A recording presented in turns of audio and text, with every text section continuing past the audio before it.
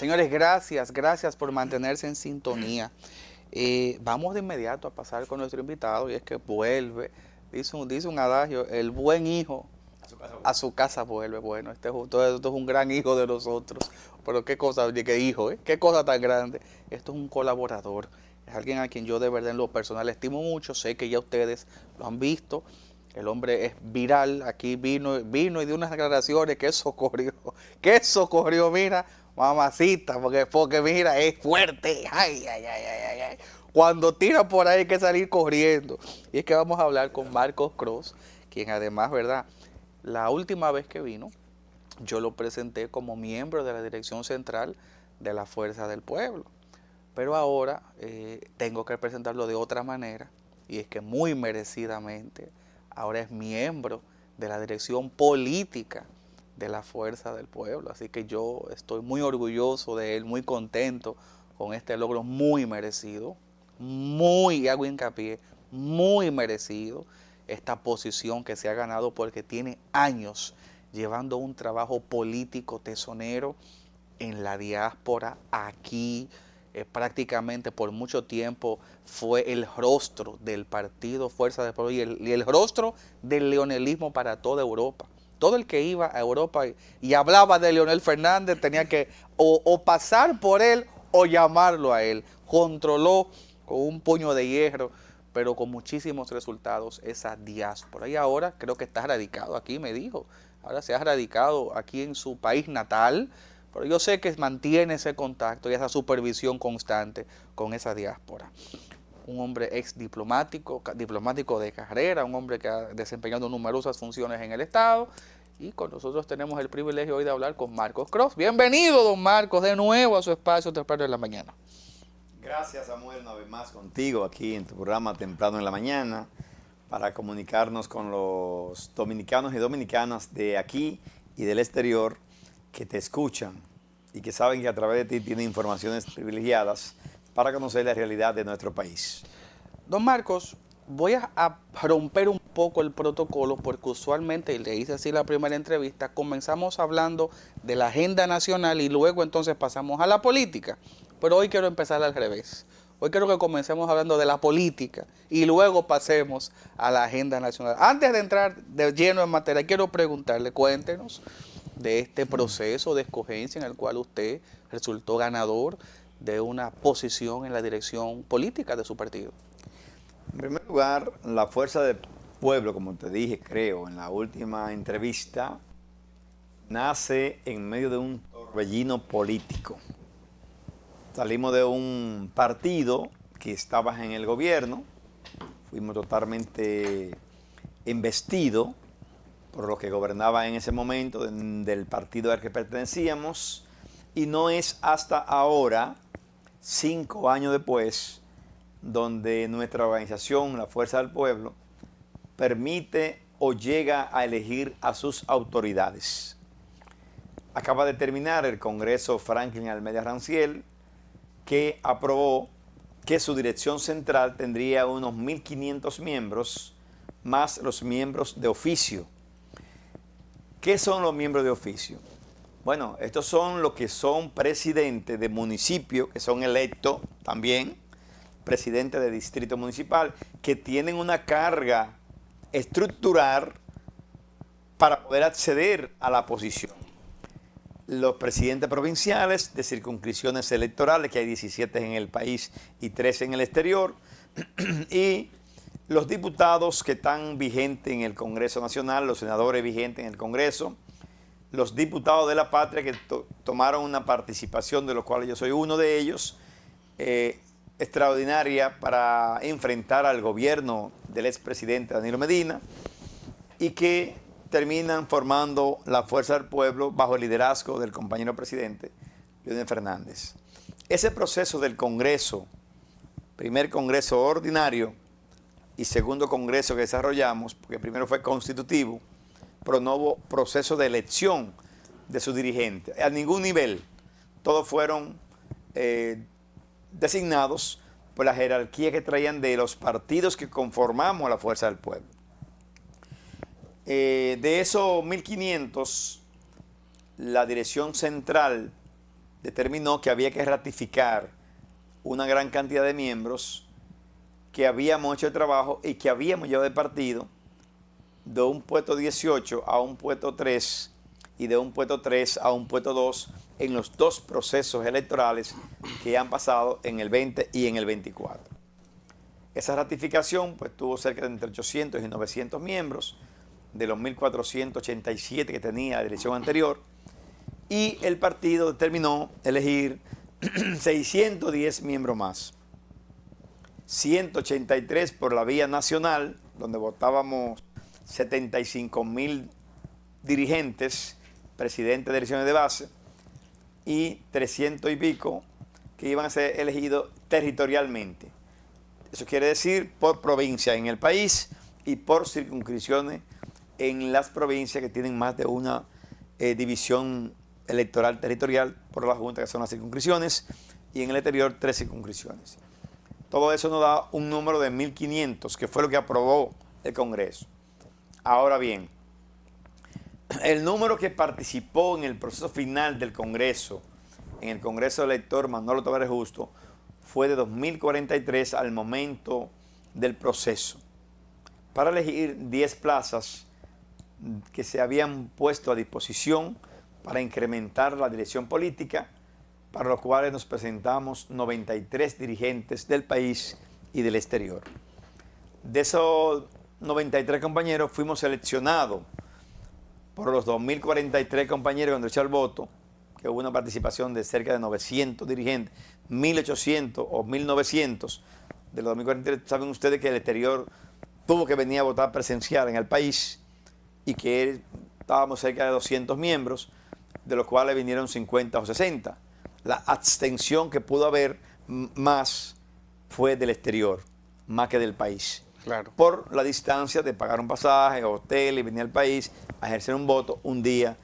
Y entonces la votación estuvo entre los 1.800 y 1.900 de los 2.043 que debían votar. Altísimo. Ahí fuimos seleccionados 10 compañeros, entre los cuales yo estuve el electo.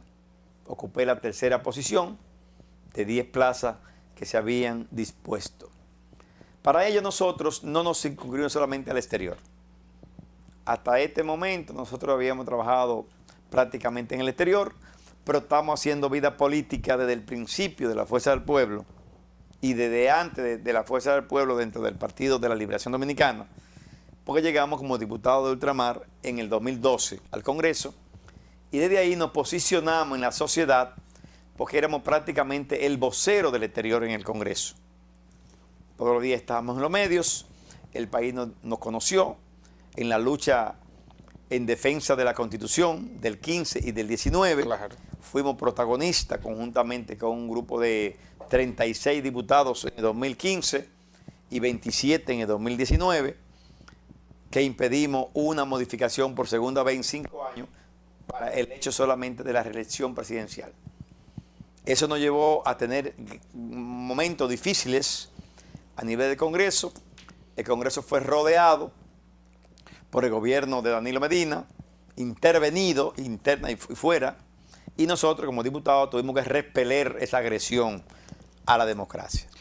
Eso nos dio a conocer en el país, y finalmente los compañeros miembros de la Dirección Central de todo el territorio nacional nos valoraron y nos dieron una oportunidad para acompañar al presidente Fernández y a los que ya eran miembros de esa dirección política que se le había concedido de la ratificación por su trabajo de dirección que hubo de traer el partido de un 18 a un 2 y de un 5.69 en el 2020 a un 30 aproximadamente de votos emitidos en el 2024. Doctor, quiero hacerle una pregunta y ya quizás entrando de lleno en la agenda nacional, ¿verdad?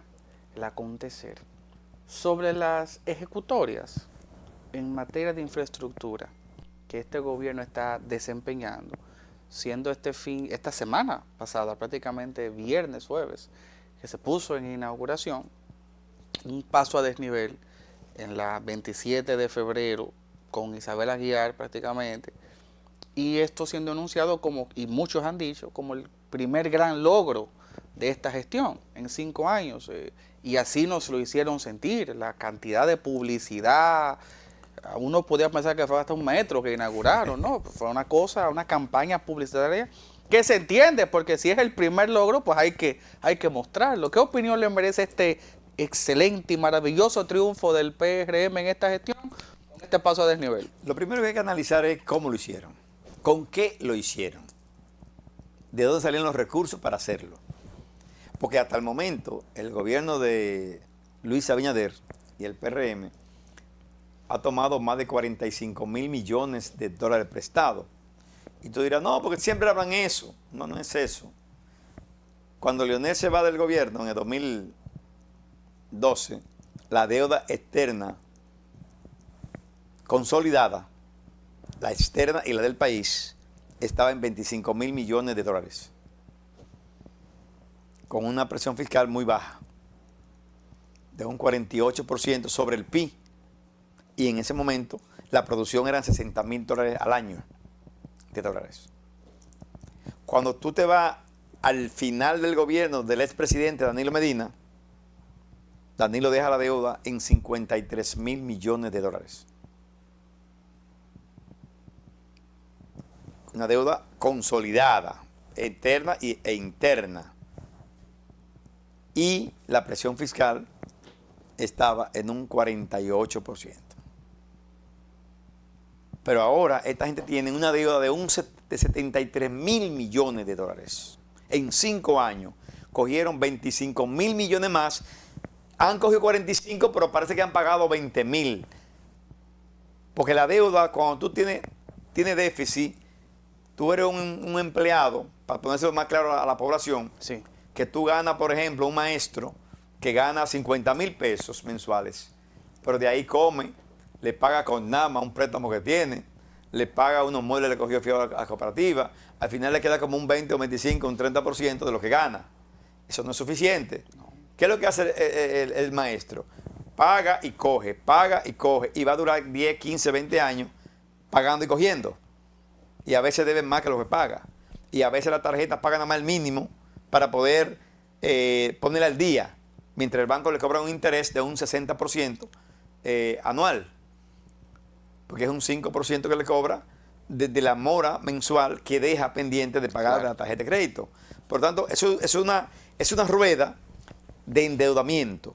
Este gobierno, Leonel, por ejemplo, en su primer gobierno, bueno, debía 13 mil millones, pero dejó deuda de 13 mil, debía 11.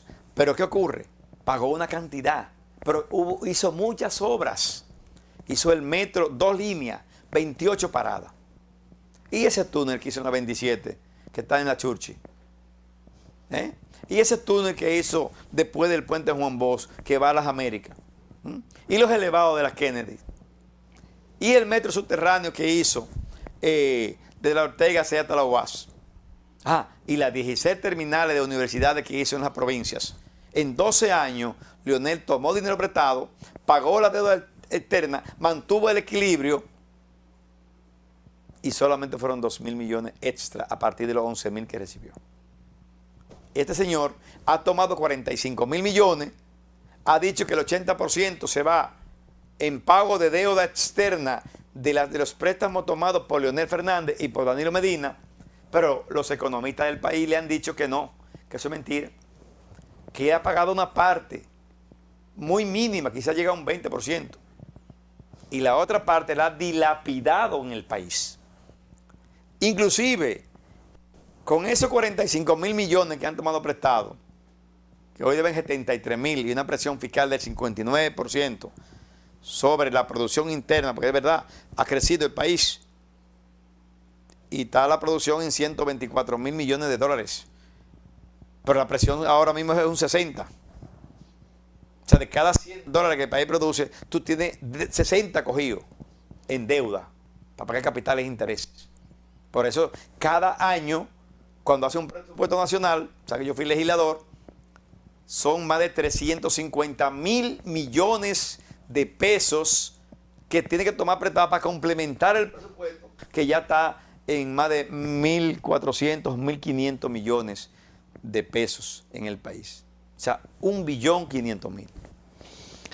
¿Qué significa eso? Volviendo a tu pregunta. El paso a desnivel, que está en pintura, como la gente lo conoce, era necesario. Se planificó con Leonel. Bueno, el gobierno de Danilo no lo intervino, no lo hizo. Hay que reconocerle que le ha dado seguimiento a una obra que se dejó planificada por Leonel Fernández, que fue el presidente que más hizo en este país en infraestructura después de Joaquín Balaguer, aunque nunca fui balaguerita, pero reconozco que Sí, muchas claro, obras claro. en el país. Pero ese paso a nivel no lo ha hecho con los préstamos internacionales de dólares. Esos préstamos lo han dilapidado en otras cosas.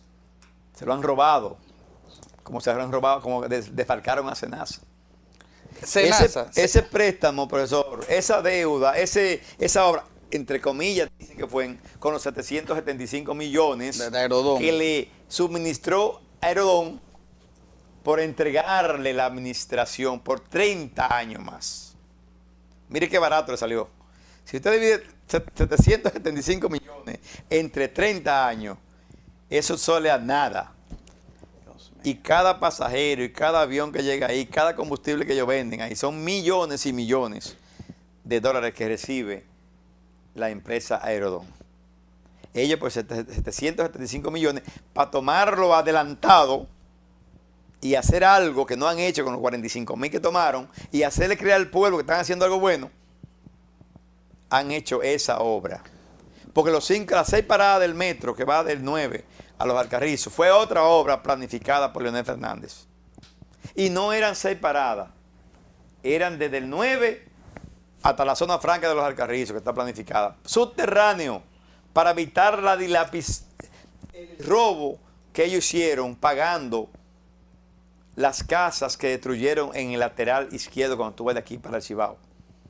Esa vivienda no había que quitarla ninguna para pagarla. Tú sabes cómo se paga eso, ¿verdad? Si esto vale 3 millones, yo te la facturo por 4.5 y 1,5 millones me lo quedo yo. Es así que funciona eso. Es así que funciona eso. Por eso que fue tan grande el costo de hacer parada del metro. Y ese metro debió llegar subterráneo, que no nos cuesta nada porque el subsuelo es del Estado. Es perforar la tierra por abajo. Doctor. Pero todo eso son problemas de una gestión improvisada y una gestión programada para la estafa del pueblo dominicano y para el robo de los recursos que deben invertirse en salud, en educación, en seguridad ciudadana y en desarrollar la educación de este país. Doctor, no podemos ser injustos.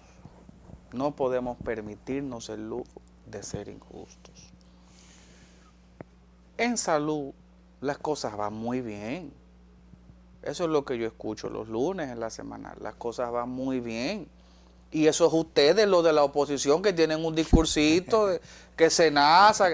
Es un discurso político. ¿Ustedes no creen que ustedes, doctores, están embromando mucho con ese tema, cuando eso no es cierto y la salud va bien? Le pregunto. Samuel, mira, hoy mismo en la Secretaría de Salud de la Fuerza del Pueblo tiene una rueda de prensa a las 10 de la mañana en la Casa Nacional Johnny Ventura para seguir informando a la población del desastre de administración que tiene el Servicio Nacional de Salud y que tiene SENASA y que tiene el Departamento de Compra y Venta de Medicamentos Populares. Es un desfalco por todas partes.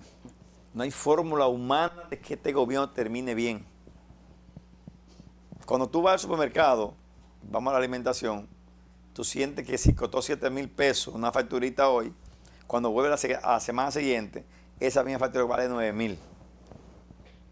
Eso es en alimentación. Entonces yo le preguntaba a veces a una cajera del Bravo, porque compré unas cuantas cositas para rellenar la casa y comprar las cositas de las niñas que van al colegio.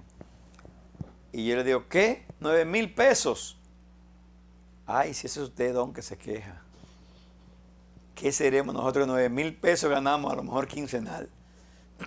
Dios mío. Y usted se gasta 9,000 para rellenar su casa. Y dice que son 4 personas, su esposa, usted y las 2 niñas. Pues yo andaba con las 2 niñas. Y yo me pregunto, ¿cómo esta gente que están gobernando hace 5 años pueden pedirle a un policía que no delincan? Porque la mayor delincuencia está en ellos. ¿Cómo tú le ves que no le pida a un transeúnte? ¿Cómo tú le ves que no agarren a un chofer y le pregunten por el seguro, y le pregunten por esto? Y cuando no le encuentran nada, dicen, pero tienen la mica rota. Y tengo que tener, ponerte la multa, que son 5,000 pesos. Si me dejas 500, te puede ir. Lo que dicen. A mí hubo un policía de AME, que yo iba, es verdad, yo iba en contravención. Yo iba a 110 en la carretera de Samaná, cuando debe ser 80. Porque uno cree que esos vehículos grandes No se siente. se siente. Cuando usted venía, míralo aquí a 110. Digo, bueno, mi estimado, me gustaría que usted me dé una oportunidad. Voy a una gestión. ¿Y usted quién es? Yo siempre ando trajeado, parecido como vivo en España, siempre con mi chaquetica puesta. Y usted digo, no, yo soy un ex diputado, me le enseñé mi carnet de cuando fui diputado. Mire, yo lo que tengo es hambre. Dios mío. Déjeme algo. Es un Y yo drama. andaba con 500 pesos, porque yo ando siempre sin dinero, y le dejé 500 pesos. O sea, no ponen la contravención si tú puedes darle algo. Y eso se está dando en todo. Tú observas que paran los carritos, esas grandes jipetas no la paran. Puede ser un general, puede ser un funcionario, que lo cancelan. Es verdad. Entonces, señores, el país ha perdido el control de la administración pública. Hemos vuelto a los años 90. En educación, Mira, doctor. ayer ¿Cómo mismo, ve las yo cosas? leí esta mañana en el Nuevo Diario un artículo que escribió Percio Maldonado del listín del Nuevo Diario, que es parte del equipo de lo que están negociando. ¿Cómo se llama? El Consejo Económico y Social. Sí. ¿Vale? Dándole un mérito al ministro actual de Educación, o reconociendo que el ministro ha llamado a una mesa de negociación a las 5 columnas vertebrales de educación, que son los alumnos, los docentes, la familia, la administración, e incluyen ahí a la comunicación, a los medios de prensa. Claro, porque tienen que ver, comunican al país. Son un cuarto poder, como dice, no está reconocido estatutariamente a nivel de constitución, pero todo el mundo dice que la prensa es el cuarto poder. Bueno, y qué bueno que está metido también en eso. Ahí parece ser que el ministro quiere llegar a ciertos acuerdos para poder ver si endereza la educación. Porque nosotros estamos en el puesto 79 de 81 países que fueron evaluados en el 2023, 22-23, El informe por PISA. PISA. Los países de la OCDE y otros que nos hemos adherido para ello evaluar a nivel mundial cómo está la educación en lectoescritura, en matemática, en ciencia y en comprensión lectora. Pues nosotros estamos en el puesto 79 de esa evaluación reciente. Pero no es por dinero. Bueno, yo no sé qué es lo que han hecho. Yo Porque decía, hay un 4%. y te reitero, que escribí un libro puesto en circulación en la UAS en medio de la pandemia. La ex ministra de Educación, Josefina Pimentel, Una estrella. fue la que hizo, lo comentó, Una estrella. pero también estuvo en el comentario la vicedecana de Educación de la UAS, dona Juana Encarnación, que ahora es decana, Claro.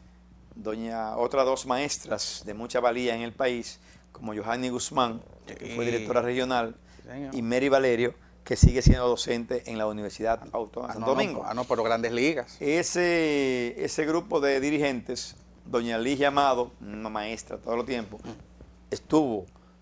fue por Zoom en la puesta en circulación del libro. El libro se llama Sistemas Educativos por la Excelencia del Docente. Analizamos los 10 países que en el 2018 habían ganado los mejores puestos en educación a nivel mundial por PISA. Y en ese tiempo Singapur llevaba la delantera, con China, Corea del Sur, Japón, Finlandia, etc. Ahora Singapur volvió a coger la primera posición. El año pasado, la otra evaluación fue China.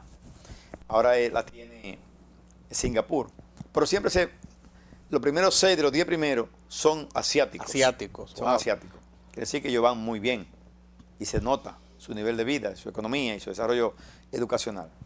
Ahora, nuestro país, yo planteo en ese libro, con reuniones así no se va a hacer nada.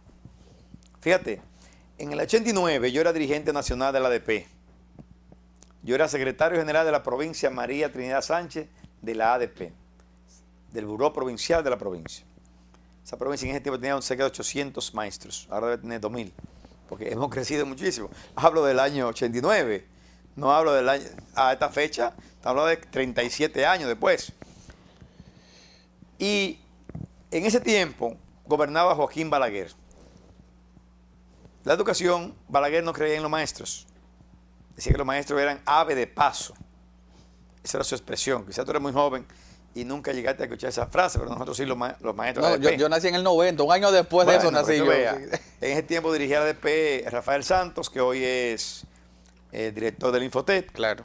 Melanio Paredes, que era secretario de organización, fue ministro de Educación. Dirigía en la ADP y yo dirigía una provincia.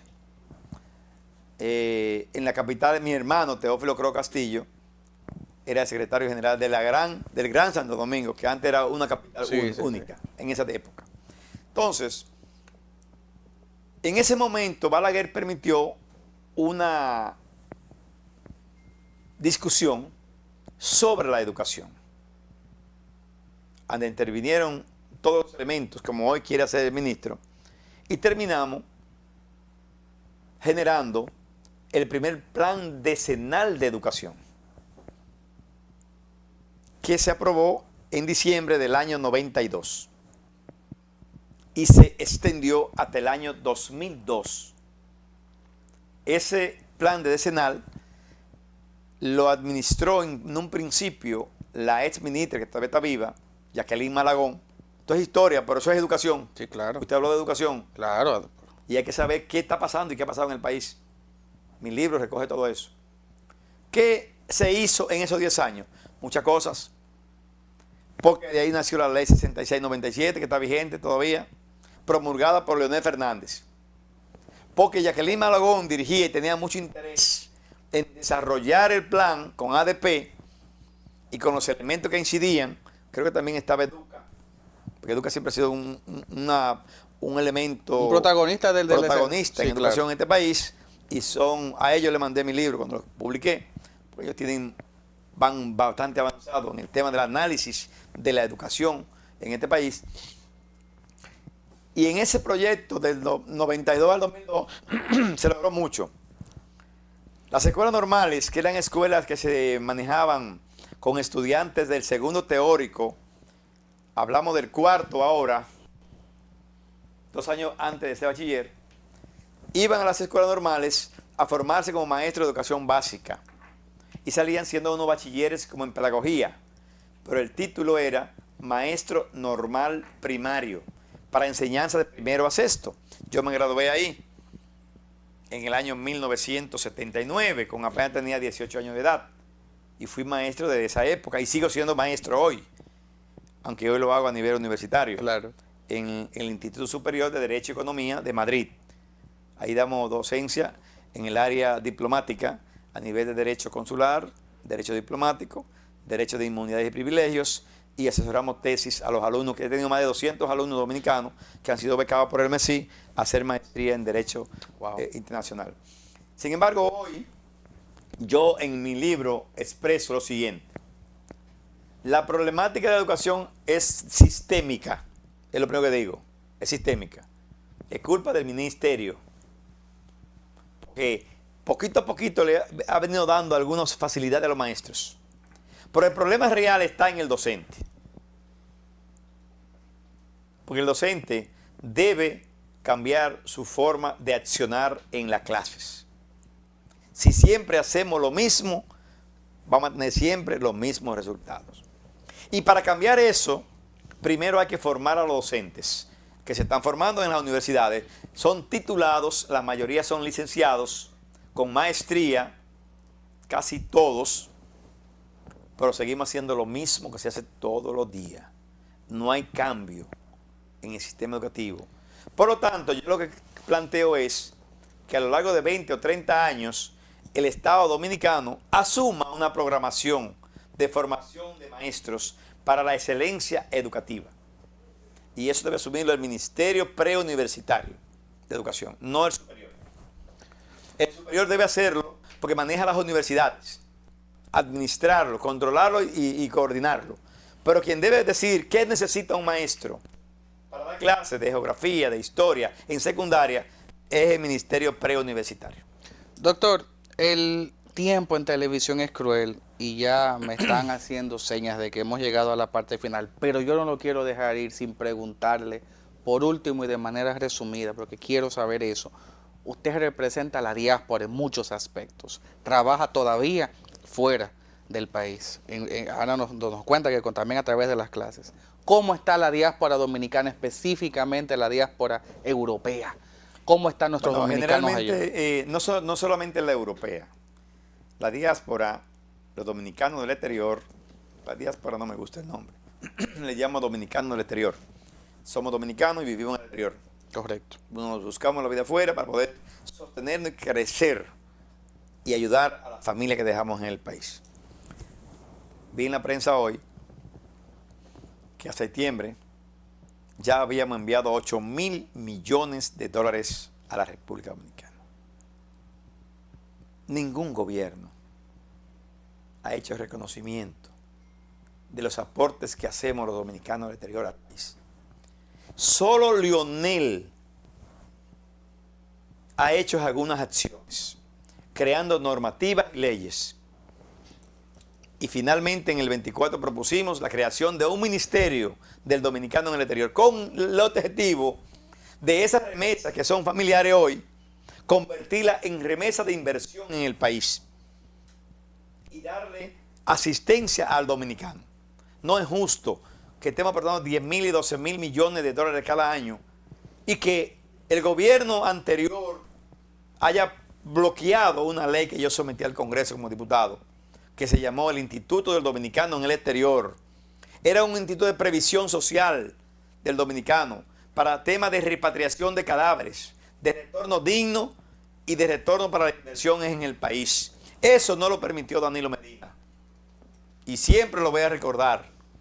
Creó un viceministerio del dominicano en el exterior como instituto que no funciona y le sacó el corazón a la ley, creando a Cielo RD un seguro de repatriación de negocios que debió ser a través de las remesas, el pago de ella, y que todo el que no pudiera traer uno a su muerto al país, lo pagara el Estado a través de 1% que pagásemos nosotros la misma remesa. Sin embargo, esto es un tema de debatirlo con amplitud, quizá en un próximo programa, porque ese ha sido mi tema durante 8 años en el Congreso.